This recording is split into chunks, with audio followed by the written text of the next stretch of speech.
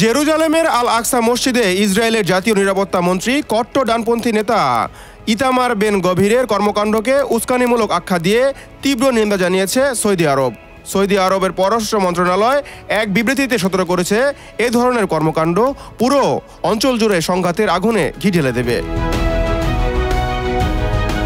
বিবৃতিতে বলা হয়, সৌদি আরব বারবার দৃঢ় ভাষায় আল আকসা মসজিদে ইসরায়েলি দখলদার সরকারের কর্মকর্তাদের উস্কানিমূলক আচরণের তীব্র নিন্দা জানায় এবং জোর দিয়ে বলছে, এসব আচরণ এই অঞ্চলের সংঘাত আরও উস্কে দেয়।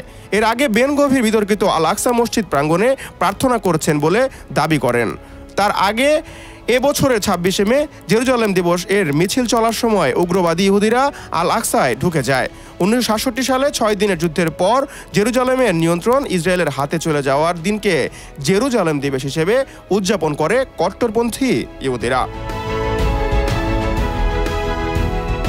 এর আওতায় চত্বরে শুধু মুসলিমদেরই প্রার্থনার অনুমতি আছে। সেখানে অমুসলিমদের প্রবেশ সীমিত এবং প্রার্থনা নিষিদ্ধ। এই চত্বরের প্রশাসনিক নিয়ন্ত্রণ রয়েছে জর্ডান সরকারের নিযুক্ত ইসলামিক ওয়াকফ কাউন্সিলের হাতে। Hasibul Hossain Arnab, news 21 international desk.